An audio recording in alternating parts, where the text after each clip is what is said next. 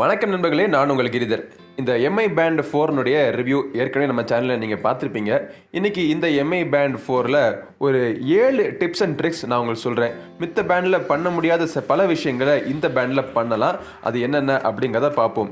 முதல்ல பேண்டுக்கு lock screen வச்சுருக்காங்க. இப்போ மொபைல் ஃபோனுக்குலாம் பின் வச்சு நீங்கள் லாக் பண்ணிப்பீங்களா, அது மாதிரி பேண்டுக்கும் லாக் பண்ணியிருக்காங்க. இது சில சமயம் யூஸ்ஃபுல்லாக இருக்கும். அதாவது பேண்டு உங்களுக்கு தொலைஞ்சிருச்சு அப்படின்னா வேறு ஒருத்தவங்க கையில் கிடச்சிச்சின்னா அவங்க அந்த பேண்டை யூஸ் பண்ண முடியாது. ஏன்னா பாஸ்வேர்டு வச்சு நீங்கள் லாக் பண்ணியிருப்பீங்க. என் பேண்டை அப்படி தான் நான் லாக் பண்ணி வச்சிருக்கேன்.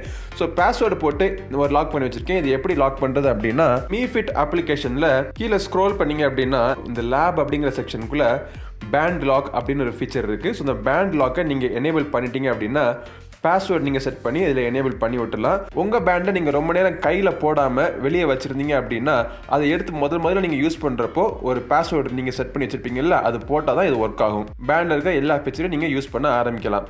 மொபைல் ஃபோனில் இருக்கிற லாக் ஸ்க்ரீன் மாதிரியே இந்த பேண்டுக்கும் ஒரு லாக் ஸ்க்ரீன் இருக்குது. அது எப்படி செட்டப் பண்ணுறதுங்க காமிக்கிறேன் உங்களுக்கு. இப்போது மோர் செக்ஷனுக்குள்ளே போயிட்டீங்க அப்படின்னா கீழே செட்டிங்ஸ்ன்னு இருக்கும்.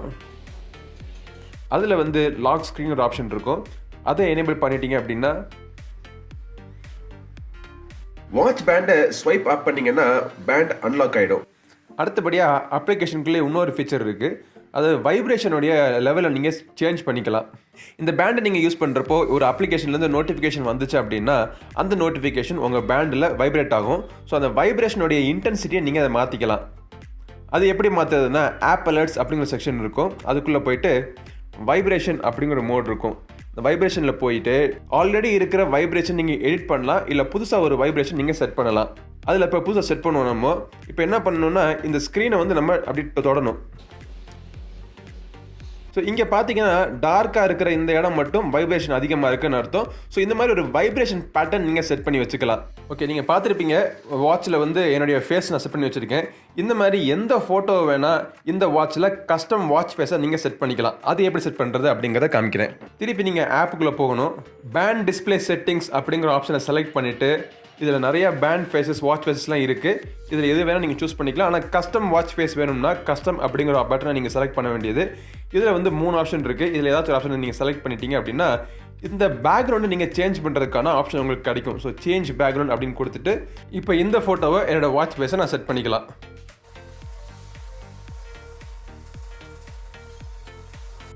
அப்புறம் சிங்க் வித் வாட்ச் ஃபேஸ்னு கீழே பட்டனை சூஸ் பண்ண உடனே உங்கள் வாட்சில் உங்களுடைய ஸ்மார்ட் பேண்டில் சிங்க் ஆக ஆரம்பிச்சிடும். சிங்க் ஆகி முடித்தோடனே ஒரு புதிய வாட்ச் ஃபேஸ் உங்களுக்கு பிடிச்ச ஃபோட்டோவை இதில் நீங்கள் செட் பண்ணி வச்சுக்கலாம். அடுத்தபடியாக மியூசிக் கண்ட்ரோல் எப்படி பண்ணுறது நான் சொல்கிறேன். சப்போஸ் உங்களுடைய மொபைல் ஃபோனில் இருந்து ஒரு மியூசிக் ப்ளே பண்ணிகிட்டு இருக்கு, ப்ளூடூத் டிவைஸுக்கோ இல்லை எந்த ஒரு ஸ்பீக்கருக்கோ இந்த மொபைல் ஃபோனில் இருந்து பாட்டு ப்ளே ஆகிட்டு இருக்கு. ஸோ பாட்டு ப்ளே பண்ணிகிட்டு இருக்கிறப்போ பேண்ட் நீங்கள் கையில் கட்டிருக்கீங்கன்னு வச்சுங்களேன், மொபைல் ஃபோனை எடுத்து அந்த பாட்டை நீங்கள் கண்ட்ரோல் பண்ணுங்கிற அவசியம் கிடையாது.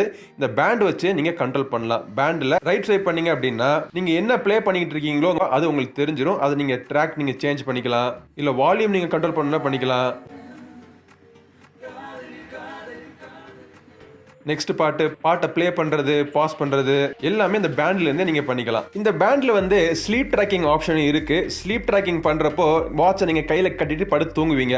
அப்படி நீங்கள் தூங்கிட்டு இருந்தப்போ நடுராத்திரியில் எழுந்திரிச்சு உங்கள் வாட்சை நீங்கள் பார்க்குறப்போ அதில் இருக்க பிரைட்னஸ் கொஞ்சம் கண்ணை இரிட்டேட் பண்ணலாம்.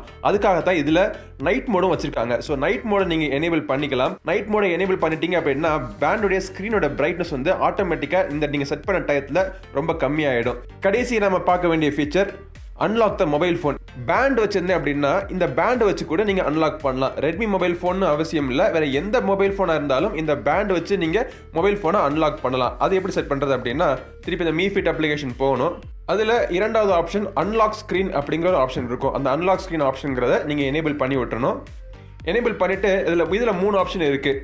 க்ளோஸ், நியர், ஃபார் அப்படிங்கிற 3 ஆப்ஷன் இருக்குது. க்ளோஸ் அப்படிங்கிறது பேண்ட் ரொம்ப பக்கத்தில் கொண்டாந்தால் தான் அன்லாக் ஆகும். இப்போது பேண்ட் மொபைல் ஃபோனை விட்டு தள்ளி இருக்குது. இப்போ என் மொபைல் ஃபோனை நான் அன்லாக் பண்ணணும்னா ஏதர் பாஸ்வேர்ட் போட்டு அன்லாக் பண்ணணும், இல்லாட்டி ஃபேஸ் அன்லாக் வச்சு நான் அன்லாக் பண்ணணும். சப்போஸ் என்கிட்ட பேண்ட் இருந்துச்சுன்னா பேண்டை பக்கத்தில் கொண்டு வந்தோடனே மொபைல் ஃபோன் ஆட்டோமேட்டிக்காக அன்லாக் ஆயிடுது. பேண்டு வச்சுக்க கையிலேருந்து மொபைல் ஃபோனை ஆப்ரேட் பண்ணோன்னு வச்சுங்களேன், இது ரொம்ப ஈஸியாக இருக்கும். மொபைல் ஃபோன் அன்லாக் பண்ணுறதுக்கு ஸ்வைப் பண்ணாலே போதும், ஆட்டோமேட்டிக்காக அன்லாக் ஆகிடும். ஸோ இது வரைக்கும் நீங்கள் இந்த Mi band 4 tips and tricks நீங்கள் பார்த்தீங்க. இந்த வீடியோ உங்களுக்கு உபயோகமாக இருக்கும்னு நினைக்கிறேன். அடுத்த பதிவில் உங்களை மீண்டும் சந்திக்கும் வரை உங்களிடமிருந்து விடைபெறுவது உங்கள் நண்பன் கிரிதர். வாழ்க தமிழ், வளர்க பாரதம். நன்றி, வணக்கம்.